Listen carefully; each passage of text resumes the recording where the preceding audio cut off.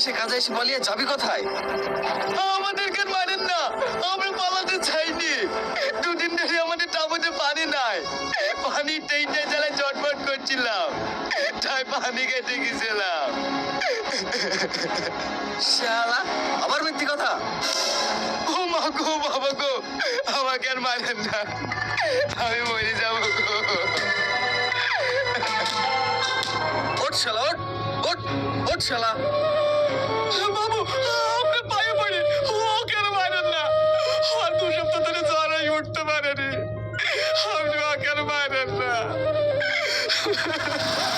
আবার কথা বলছিস? ইয়াসিন, এদেরকে কাজের জায়গায় নিয়ে গিয়ে কাজটা ঠিক মতো বুঝিয়ে দে। আর এবার যদি পালানোর চেষ্টা করে সাদের ফ্লোনে মেরে দিবি। ঠিক আছে শেখ সাহেব।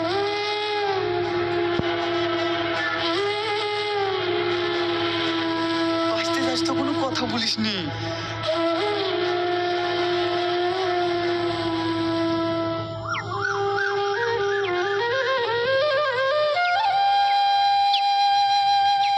হায়রে বিদেশ, এখানে আসার আগে তোকে নিয়ে অনেক স্বপ্ন দেখেছিলাম, কিন্তু কখনো ভাবিনি আজকে আমাদের এরকম পরিস্থিতি হবে।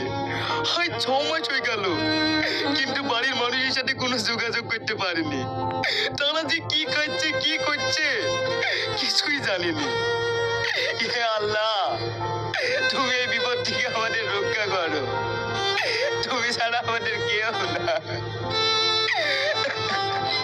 আর কাঁদিস নি ভাই, এটা আমাদের কপালে ছিল, আর আমরা যেভাবে বাঁচবো কখনো ভাবতে পারিনি।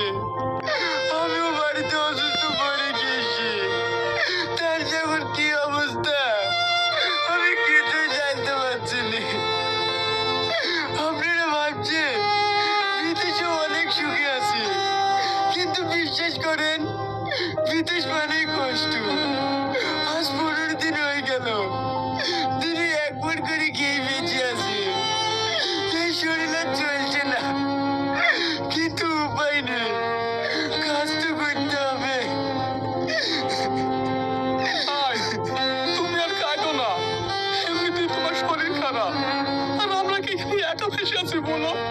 আমাদের মতন হাজার হাজার মানুষ এইভাবে ফেসে আছে। চলো, কাজে যেতে আবার দেরি হয়ে যাচ্ছে, কখন আবার শেখ সাহেব চলে আসতে পারে।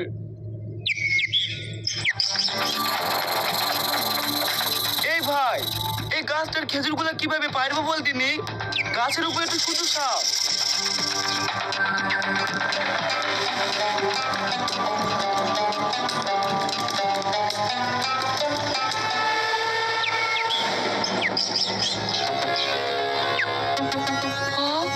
শেখ সাহেব,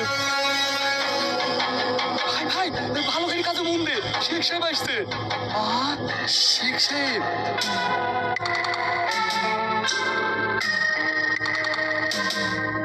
কিরে, কাজকাম সব ঠিকভাবে চলছে তো? হ্যাঁ মালিক। হ্যাঁ, কাজে কিন্তু কোনো রকম ফাঁকি দিবি না, আর ফাঁকি দিলে কি অবস্থা হবে সেটা তো ভালো করেই জানিস। ইয়াসিন, কাজটা ঠিকঠাক বুঝে নে, আমি গাড়িতে গিয়ে বসছি। ঠিক আছে সাহেব। এই, ভালো করে কাজ কর।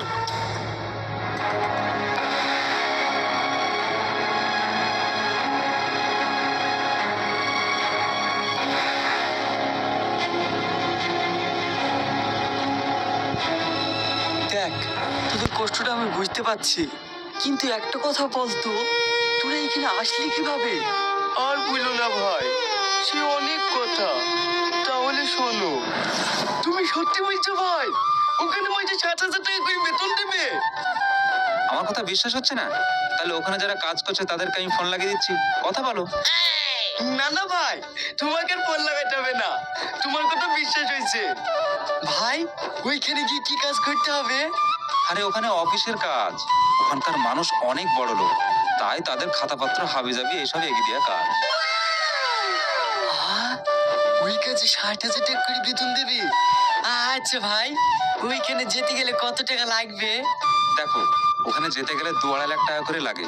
যেহেতু তোমরা আমার পরিচিত, তোমাদের আমি 1.5 লাখ টাকায় পৌঁছে দিতে পারবো। ভাই আমি যাবো। ওগো, তুমি এত টাকা কোথায় পাবা? ওয়ালি, তোকে চিন্তা করতে হবে না, আমি যে কোনো একটা ব্যবস্থা করব। কিরে সবি, তুই যাবি নাকি? হ্যাঁ হ্যাঁ ভাই, আমিও যাবো। কি গো, তুইও তো ভাবিস নি তো, সব ম্যানেজ হয়ে যাবে। ভাই তাহলে আমরা দুজনে যাবো, তুমি যাওয়ার ব্যবস্থা করো। আচ্ছা ঠিক আছে, 19 তারিখে ফ্লাইট আছে, সেই ফ্লাইটেই তোমাদের পাঠিয়ে দেওয়ার ব্যবস্থা করছি।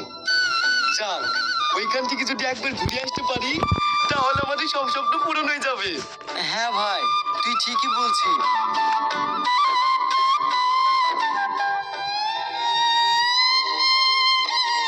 কি ব্যাপার, সে কখন থেকে দেখছি তুমি চুপচাপ, কি এত ভাবছো?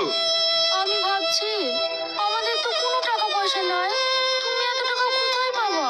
তুমি কোনো চিন্তা করো না তো, দেখো বড় ভাইয়ের সাথে কথা হয়ে গেছে, বাড়ি 3 কাঠা জমি দিলে 1.5 লাখ টাকা দেবো বলেছে। আর একবার যদি বিদেশে চলে যেতে পারি মাসে 60,000 টাকা বেতন, এরকম জমি কত কিনবো, আর মেয়ে দুটো ভালো জায়গায় বিয়েও দিতে পারবো। তাই যেন হয়। আল্লাহ, তুমি আমাদের মুখ পানে তাকাইও। আমি একটা জিনিস বুঝতে পারছি না, তুমি কাঁদছো কেন? তুমি 1.5 লাখ টাকা সুদের উপরে কাজে যাচ্ছো, তুমি এত টাকা শোধ করবে কি করে? আরে পাগলি, তুমি একটা জিনিস বুঝতে পারছো না? ওইখানে মাসে 60,000 টাকা করে বেতন। প্রথম 2 মাসের টাকা পাঠিয়ে দেবো, তুমি তোমার অপারেশনটা করে দিবা। তারপরে যে টাকাটা পাঠাবো তুমি শুধু টাকাটা শোধ করে দিবা। তাছাড়া আমি তো ওখানে 3 বছর থাকছি, অনেক টাকার কাজ করবো। তারপরে আমাদের যে স্বপ্ন আছে সব পূরণ হয়ে যাবে। তুমি কোনো চিন্তা করো না, ঘুমাও।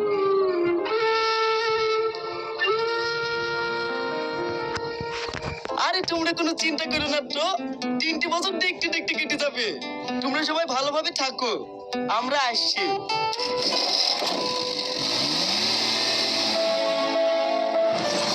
এইবার বুঝতে পারলেন আমরা এই জায়গায় কিভাবে এসেছি? আমাদেরকে অফিসে কাজ দেবো বলে এসেছি, এই জঙ্গলে ফেলে দিয়েছে। ভাই একটা কথা বলবো? হ্যাঁ বলো। আজ 6 মাস হয়ে গেল বাড়ির মানুষের সাথে কোনো যোগাযোগ করতে পারিনি। আপনার মোবাইলটিকে একটু ফোন লাগিয়ে দেন না, একটু কথা বলি। ওর পর আমার পর সবসময় একসঙ্গে থাকে, একবার ফোনটা লাগিয়ে দেন না, একটু কথা বলি। আচ্ছা ঠিক আছে, নাম্বারটা টপু।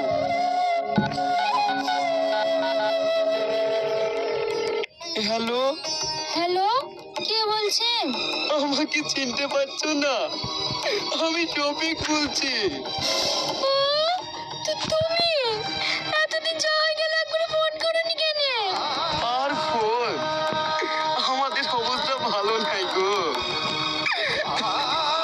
কি হলো তোমার? তুমি কাঁদছো কেন? আমরা পেঁচে গেছি গো, আমাদেরকে যে কাঁদতে বলে লাঠা হয়েছিল সে কান্নাটি জঙ্গলে ফেলে রেখেছে। পাসপোর্ট, মোবাইল, ভিসা সব কেড়ে নিছে। ঠিক মতন দুবেলা খেতেও দেয় না, একটু কিছু বলতে গেলে অমনি ধরে মারে। আল্লাহ গো, এ আমাদের কি হলো গো?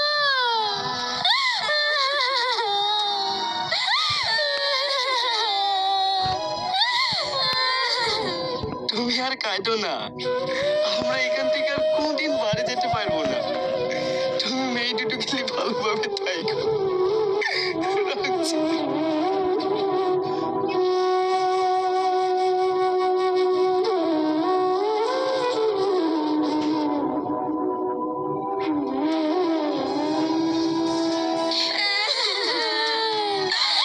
আমাদের কি হলো গো?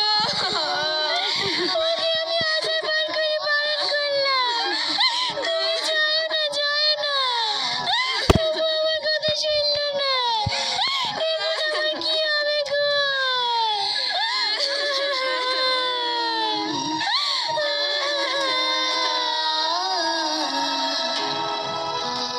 এলেন ভাই মোবাইল।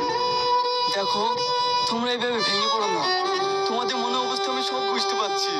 যেভাবে হোক এখান থেকে আমি তোমাদেরকে বাড়ি পাঠানোর চেষ্টা করছি, তোমরা আমার প্রতি একটু ভরসা রাখো।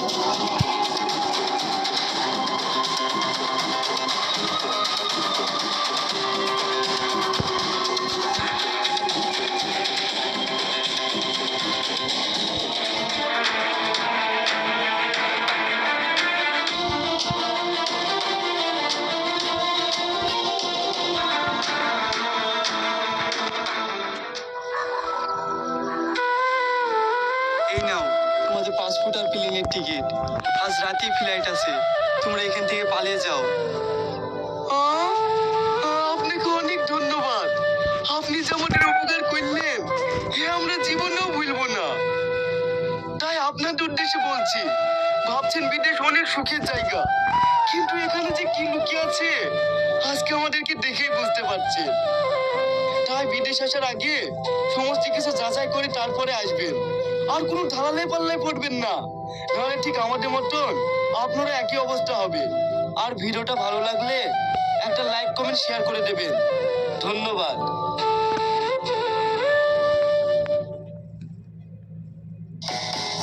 من خلال تطبيق أمازون تقدر